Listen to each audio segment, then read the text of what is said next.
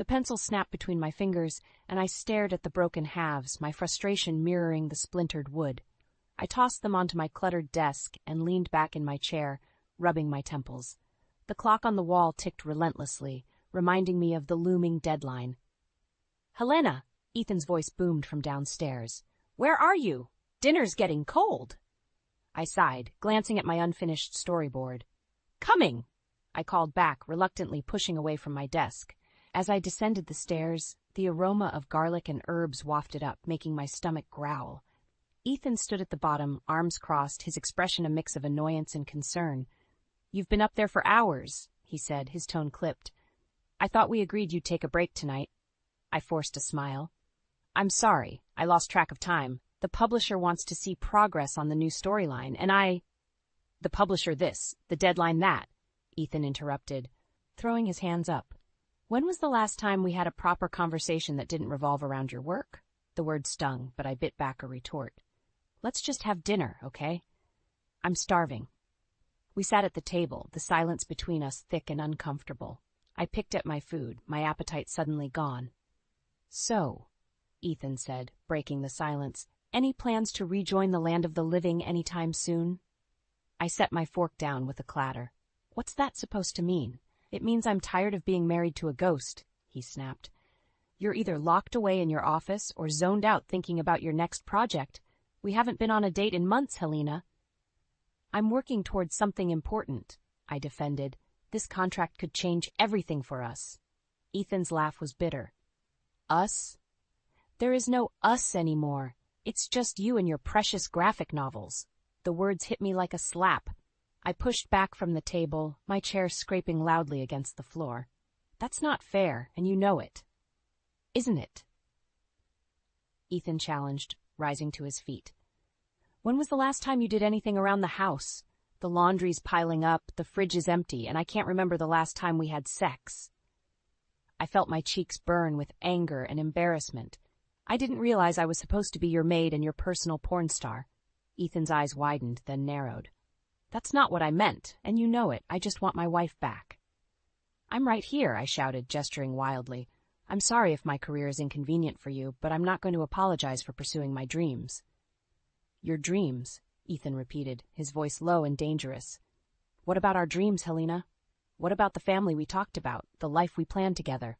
I felt the fight drain out of me, replaced by a deep, aching sadness. "People change, Ethan. Dreams change." "Yeah," he said, turning away. "I'm starting to see that." As he walked out of the room, my phone buzzed on the table. I glanced at the screen and saw a message from my publisher. "Contract's ready. Meeting tomorrow at 10 a.m. to sign. This is your big break, Helena." I stared at the message, my heart pounding with excitement and dread. This was everything I'd worked for, but at what cost? The sound of the front door slamming jolted me from my thoughts. I rushed to the window, watching Ethan's car peel out of the driveway and disappear down the street. As I stood there, alone in the quiet house, I couldn't shake the feeling that I was standing on the edge of a precipice, about to take a leap that would change everything. I arrived at the publishing house the next morning, my nerves jangling like loose change in a pocket. The contract signing went smoothly, but as I left the building, my elation was tempered by the memory of Ethan's angry departure the night before. My phone buzzed. Ethan's name flashed on the screen, but I hesitated before answering. "Hello? Where are you?" His voice was cold, controlled. "I just finished the meeting with my publisher. I signed the contract." A long pause. "So you went ahead with it, without even discussing it with me?" "Ethan, we've talked about this for months. It's not like it's a surprise." "No, what's a surprise is coming home to find the house a mess and my wife gone." I felt a flash of anger. "I'm not your maid, Ethan. I have a career." "A career," he scoffed. "Is that what you call neglecting everything else in your life?" "That's not fair. You know what's not fair? Coming home to an empty fridge and a pile of laundry. Maybe, if you spent half as much time on our home as you do on your little drawings, we wouldn't be having this conversation." The line went dead. I stared at my phone, tears pricking my eyes. "Helena? Is everything okay?" I turned to see Elijah, my old school friend, standing behind me. His concerned face was a welcome sight. "Elijah, what are you doing here?" He grinned. I work just down the street. Saw you coming out looking like you'd seen a ghost. Want to grab a coffee? At the cafe, I poured out my troubles to Elijah. He listened intently, his brow furrowed. Helena, you can't let Ethan make you feel guilty for pursuing your dreams, he said finally. Your talent is a gift. Don't let anyone dim your light. I smiled weakly. Thanks, Elijah. It's just, I feel like I'm losing him, like I have to choose between my marriage and my career. Elijah leaned forward. A real partner would support your ambitions, not resent them. Have you considered that maybe Ethan's the one who needs to change, not you? His words struck a chord, but before I could respond, my phone buzzed again. A text from Ethan. We need to talk. Be home by 6. I said goodbye to Elijah and headed home, my stomach in knots. When I arrived, Ethan was waiting in the living room, his face like thunder. I've been thinking, he began without preamble. This isn't working. Something has to change. I agree, I said cautiously. We need to find a better balance. No, he cut me off. You need to decide what's more important, your little hobby or our marriage. I felt like I'd been slapped. My little hobby is my career, Ethan. It's part of who I am. And what about who we are? He demanded. What about the life we planned, the family we talked about? Plans change, Ethan. People grow. His laugh was bitter. Grow apart, you mean? That's not what I'm done competing with your drawings for your attention, he interrupted.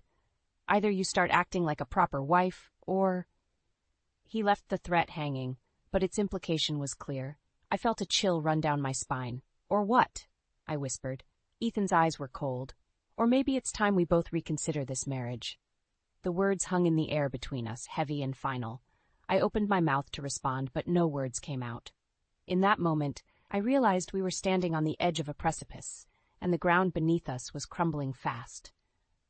As I looked at Ethan, the man I had loved for so long, I couldn't help but wonder. Was this the beginning of the end, or just the end of the beginning? The days following Ethan's ultimatum were a blur of tension and unspoken accusations. We danced around each other like wary boxers, neither willing to throw the first punch. I buried myself in my work, using my art as a shield against the growing chasm between us. One evening, as I searched for a misplaced sketch in Ethan's home office, I stumbled upon something that made my blood run cold. Tucked away in his desk drawer was a stack of credit card bills, hidden beneath a pile of mundane paperwork. My hands trembled as I pulled them out, my eyes widening at the charges for luxury hotels I'd never heard of. What are you doing? I whirled around to find Ethan standing in the doorway, his face a mask of anger and... Was that fear? I was looking for a sketch, I said, my voice barely above a whisper. I held up the bills. What are these, Ethan? He crossed the room in 3 quick strides, snatching the papers from my hand. Those are private. You had no right to go through my things. Private? I echoed, incredulous. We're married, Ethan. Since when do we keep secrets? His laugh was harsh, bitter.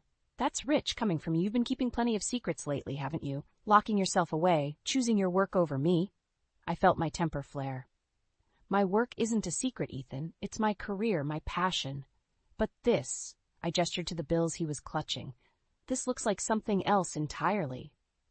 You wouldn't understand, he muttered, turning away. Then help me understand, I pleaded. What's going on, Ethan? Who were you with at those hotels? He spun back to face me, his eyes blazing. Is that what you think? That I'm cheating on you? What am I supposed to think? I shot back. You've been distant, angry, and now these bills? Maybe if you paid half as much attention to our marriage as you do to your little comic books, you wouldn't have to ask these questions, he spat. The words stung, but I stood my ground. Don't turn this around on me. I'm not the one with unexplained hotel stays on my credit card. Ethan's face contorted with rage. He slammed the bills down on the desk, making me flinch. I don't have to explain myself to you, not when you've made it clear where your priorities lie. My priorities? I echoed, disbelieving. You're the one who gave me an ultimatum, Ethan. You're the one who told me to choose between my career and our marriage. Because I'm tired of being second best, he roared. I'm tired of coming home to an empty house, of feeling like a stranger in my own marriage. We stood there, chests heaving, the air between us crackling with tension. In that moment, I saw a stranger standing before me, not the man I'd married. The realization hit me like a physical blow. Who are you? I whispered, more to myself than to him. Ethan's face softened for a moment, a flicker of the man I once knew shining through. But then the mask slammed back into place.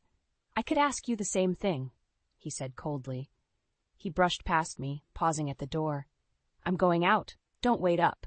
The front door slammed moments later, leaving me alone in the sudden silence. I sank into Ethan's chair, my mind reeling. The credit card bills lay scattered on the desk, each one a damning piece of evidence. As I sat there, surrounded by the remnants of our shattered trust, a chilling thought crept into my mind. What if I didn't really know Ethan at all? And more terrifyingly, what if I no longer recognized the person I'd become? The questions swirled in my head, unanswered and menacing. One thing was clear. Our marriage was balanced on a knife's edge, and I had a sinking feeling we were about to fall. The days after discovering the hotel bills were a haze of suspicion and doubt. I tried to focus on my work, but my mind kept drifting back to those damning pieces of paper. Ethan's behavior grew increasingly erratic, his mood swinging between cold indifference and explosive anger. One afternoon, I decided to confront him directly. I couldn't live with the uncertainty anymore. I found him in the kitchen, aggressively chopping vegetables for dinner. "Ethan, we need to talk about those bills," I said, my voice steadier than I felt. He slammed the knife down, making me jump. "I told you to drop it, Helena. It's none of your business." "None of my business?" I echoed, incredulous. "I'm your wife. If you're—" I couldn't bring myself to say the word cheating. Ethan's laugh was bitter. "Oh, now you remember you're my wife? Funny how that only matters when it suits you." Before I could respond, his phone buzzed. He glanced at it, his expression changing subtly. "I have to go out," he said abruptly, heading for the door. Something in his tone made me suspicious. "Where are you going?" "Work emergency," he muttered, not meeting my eyes. On impulse, I grabbed my keys. "I'll come with you." Ethan's face paled. "No, it's fine. I won't be long." But I was already following him out the door. He drove erratically, constantly checking his rearview mirror. I stayed a few cars behind, my heart pounding. He pulled into the parking lot of an upscale hotel. I watched, stunned, as a young woman with long blonde hair rushed out to meet him. They embraced, and my world shattered. I sat in my car, trembling, as they disappeared into the hotel. Tears blurred my vision, but I couldn't look away. An hour passed, then 2. Finally, they emerged, laughing and holding hands. As they reached Ethan's car, the woman, Angie, I would later learn, kissed him passionately. It was like a knife to my heart. I don't remember driving home. I was numb, moving on autopilot. When Ethan returned hours later, I was waiting. "How long?" I asked, my voice barely above a whisper. He froze, his eyes darting around the room. "Helena, I can explain." "How long?" I repeated, each word sharp as glass. Ethan's shoulders slumped. 6 months. He admitted. The truth hit me like a physical blow. 6 months, half a year of lies, of betrayal. "Why?" I choked out, his face contorted with anger. "Because she makes me feel wanted, Helena. She doesn't disappear into her work for days on end. She's there for me, really there." "So this is my fault?" I asked, incredulous. "You're never here," he shouted. "You're always working, always with your head in the clouds. I needed someone who saw me, who put me first." His words stung, but a part of me recognized the truth in them. Had I really been so absent? "I put you first by supporting us while you chased your dreams," I said quietly. "I put you first by believing in you, even when you didn't believe in yourself." Ethan's face softened for a moment, then hardened again. "It's not enough, Helena. I need more. I need a real wife, not just a roommate who occasionally remembers I exist." The words hung in the air between us, heavy with finality. "What do you want from me, Ethan?" I asked, my voice hollow. His eyes met mine, cold and determined. "I want you to quit, give up this graphic novel nonsense and be the wife I need. Or—" He left the ultimatum unspoken, but I heard it loud and clear. My career or my marriage. My passion or my partner. As I stood there facing the man I thought I knew, I realized I was at a crossroads. The decision I made now would shape the rest of my life. The question was, could I live with either choice? The days following Ethan's ultimatum were a blur of tears and sleepless nights. I threw myself into my work, desperately trying to ignore the gaping wound in my heart. But every time I looked up from my drafting table, the empty house seemed to mock me. One afternoon, I emerged from my studio to find Ethan standing in the living room, his face a mask of barely contained rage. "What is this?" he demanded, gesturing to the pile of laundry on the couch, the dishes in the sink, the layer of dust on every surface. I blinked, disoriented. Had it really been that long since I'd done any housework? "I've been working on a deadline," I started to explain, but Ethan cut me off. "Always with the deadlines," he exploded. "What about your responsibilities here? What about being a wife?" The words stung, but I felt my own anger rising to meet his.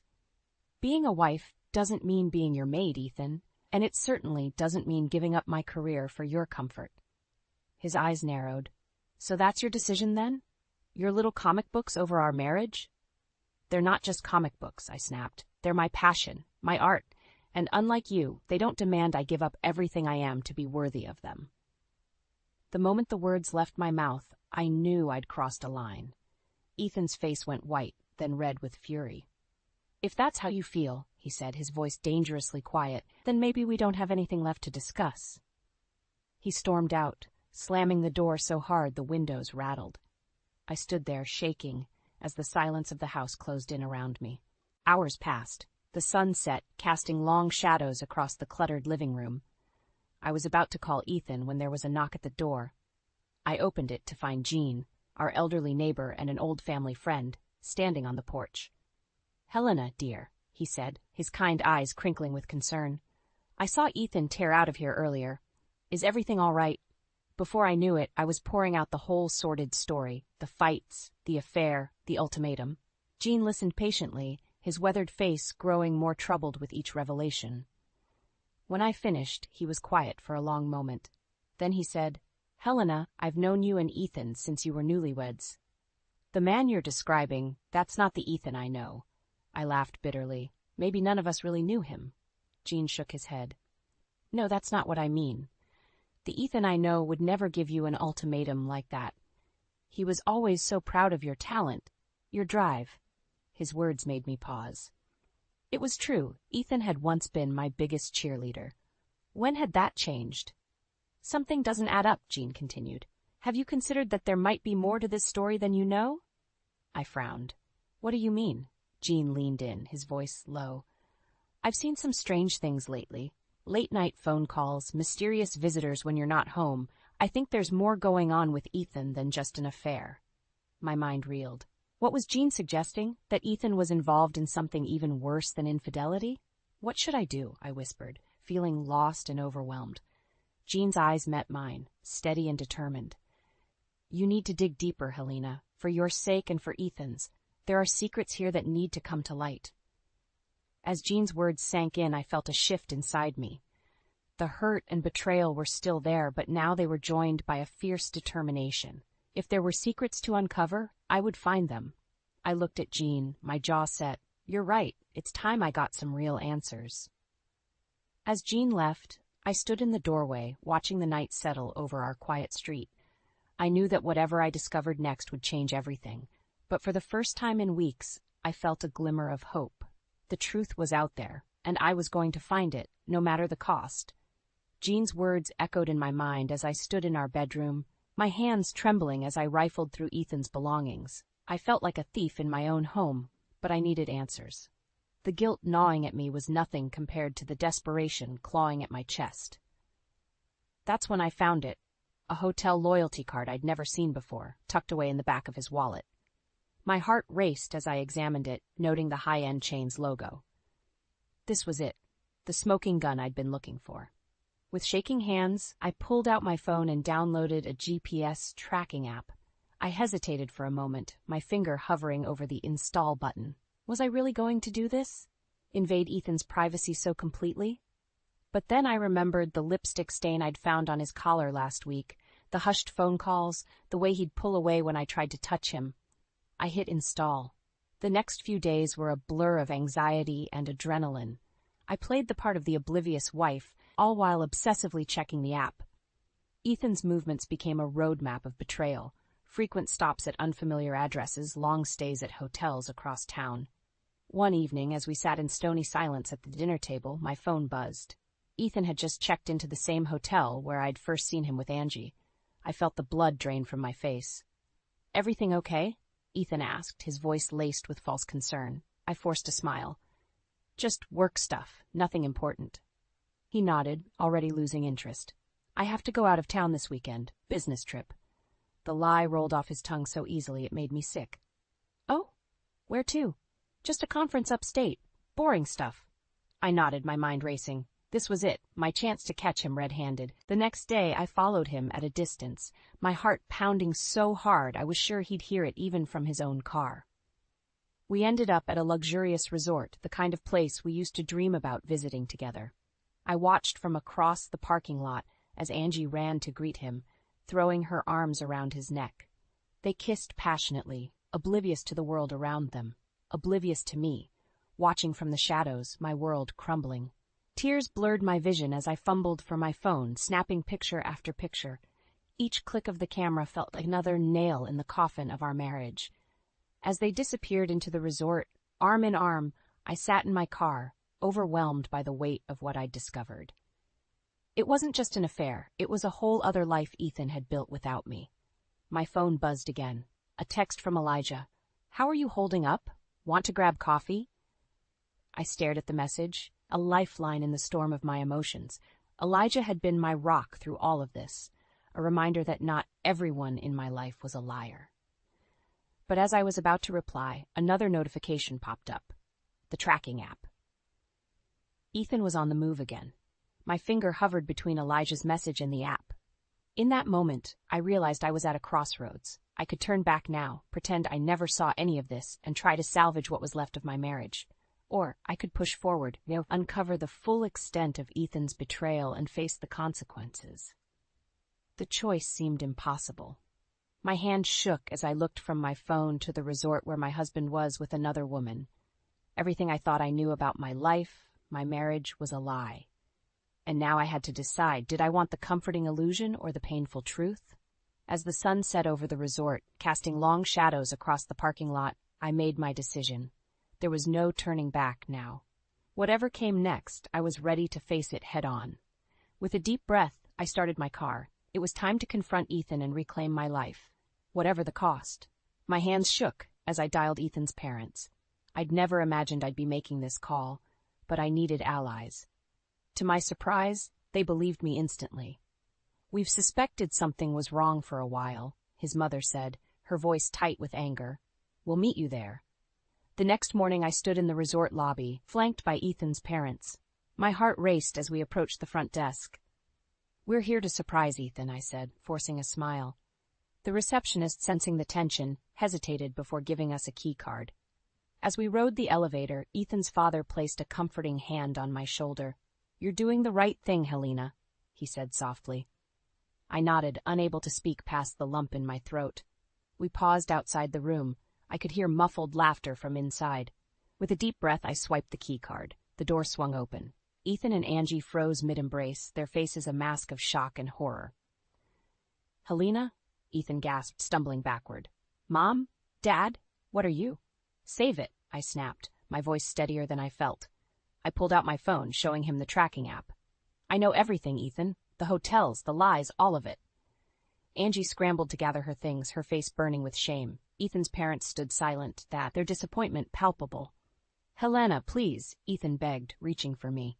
I can explain. I stepped back, my anger rising. Explain what? How you've been living a double life? How you made me feel like I was crazy for suspecting something was wrong? I never meant to hurt you, he stammered. A bitter laugh escaped me. You gave me an ultimatum, Ethan. My career or our marriage, all while you were sneaking around with her. I gestured to Angie, who flinched, and then Ethan's father stepped forward, his face a storm of anger. Son, how'd you do this? To Helena? To your family? Dad, Ethan started, but his mother cut him off. We raised you better than this, she said, her voice quivering with disappointment. As the reality of the situation sank in, Ethan's facade crumbled. He sank onto the bed, head in his hands. I'm sorry, he whispered. I'm so sorry. But his words felt hollow. I looked at the man I'd loved, the life we'd built, and felt nothing but a vast, aching emptiness. I want a divorce, I said, the words ringing with finality. Ethan's head snapped up, his eyes wide with panic. No, Helena, please. We can work this out. I'll do anything. It's too late, I interrupted. You made your choice. Now I'm making mine. As I turned to leave, Angie spoke up. Helena, I'm sorry. I didn't know. I held up a hand, silencing her. Save it. You're welcome to him. With that, I walked out of the room, out of the marriage that had defined me for so long. Ethan's parents followed, leaving him alone with the wreckage of his choices. In the elevator, the adrenaline that had carried me through the confrontation began to fade. My knees buckled, and Ethan's mother caught me, pulling me into a fierce hug. "You're so brave," she whispered. "We're here for you, whatever you need." As we exited the resort, the bright sunlight felt like a spotlight on my pain. But beneath the hurt and betrayal, I felt something else stirring. A sense of freedom, of possibilities I hadn't allowed myself to imagine in years. I took a deep breath, feeling the weight of my wedding ring on my finger. With trembling hands, I slipped it off, staring at the small circle of gold that had once meant everything. "What now?" Ethan's father asked gently. I closed my fist around the ring, feeling the metal bite into my palm. "Now," I said, my voice growing stronger, "I start over, on my own terms." As we drove away from the resort, leaving Ethan and our shattered marriage behind, I felt a strange mix of grief and hope. The road ahead was uncertain, but for the first time in years, it was mine to choose. The weeks following the confrontation at the resort were a whirlwind of lawyers, paperwork, and tears. Ethan begged and pleaded, promising to change, swearing he'd do anything to save our marriage. But the trust was shattered, and I knew there was no going back. I stood in my living room, surrounded by boxes. The house that had once been our shared dream now felt like a prison of memories. I decided to sell it, to cut all ties with the life I'd shared with Ethan. As I taped up another box, the doorbell rang. I opened it to find Ethan standing there, looking haggard and desperate. "Helena, please," he said, his voice breaking. "Don't do this. We can work it out. I'll go to therapy. I'll quit my job. Anything you want."